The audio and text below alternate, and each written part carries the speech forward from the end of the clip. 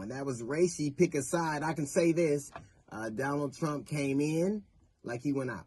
He came in petty, he went out petty. And he always does this sleight of hand thing. He always does this thing where he looks like he's doing something while he's doing something else. And it is true that he pardoned 3 or 4 black people. But he also executed 5 black men. He executed after the election. He decided he was going to execution spree, and he executed more people than anybody since Ulysses S. Grant. So he's always pretending like he's doing something, and he's doing something else. But the great thing about it is he is gone now. But the lessons that we should learn from him are not.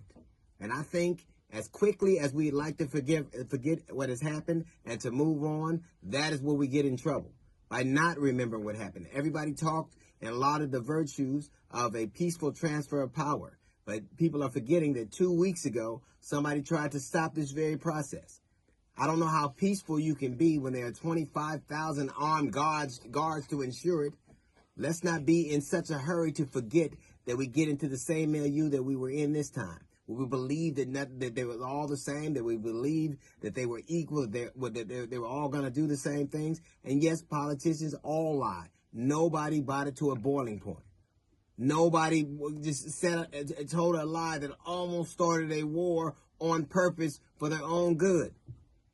And nobody expected thousands and thousands of people to truck in that lie and to risk life. It was different to watch this inauguration when you have Joe Biden thanking Mike Pence. That is a lot different than saying hang Mike Pence.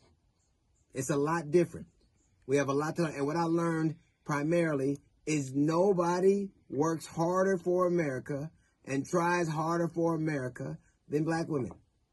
I marvel at your resiliency and how you're able to do it, how you're able to take it. Now, I am a cynical man. There are things that have happened I will never move on from, and I will never forget. I'm not the one you're going to say, well, I don't believe in it. I believe that people have to earn their way back in. I am not one of them they can do that with. Maybe you are. I think I've learned America's true color, and I will always see it that way.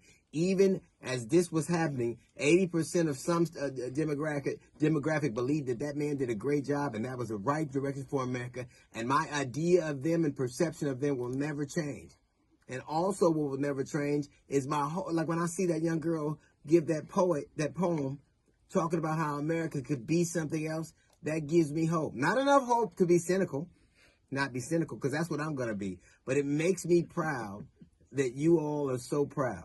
It makes me proud that Kamala Harris belongs to a fraternity that celebrated a Founders Day on the 13th, and 7 days later she was being crowned, or she is being inaugurated as the first black female. She's everything, though. She's female, she's black, she's Asian, she checks the whole census off. So it's a lot of flags that are proud of her right now. I said flags, but I am proud of at least us being able to make an adult decision and to move on. I will not forget what I have seen, but I also have seen some great things too. It was great to see people start to try to reassemble a semblance of normalcy. I don't think normalcy is the word I want to use because nobody wants to go back to the way it was. But we also have to remember this. When we don't make decisions, people make decisions for us. People make decisions for us. And those decisions oftentimes have nothing to do with what we like. Now, America is where we live, and we can't just say, I'm going to just be a passenger and say and do nothing. Because what people hand you is what just happened. And we have to say, if it's a lie, it's a lie. This man came into office lying. The first thing he did was lie about his crowd size. And the second thing he did was try to kick Muslims out. It's a whole different thing. But a lot of that is our absence, our acquiescence, our saying that nothing matters and they're all the same. Is it now? With 400,000 people dead, millions of people unemployed, a country on the verge of civil war, is that all the same? All right, that's a little note from the GED section. We got the Jazz Report coming up in 15 minutes. It's the D.L. Hughley Show.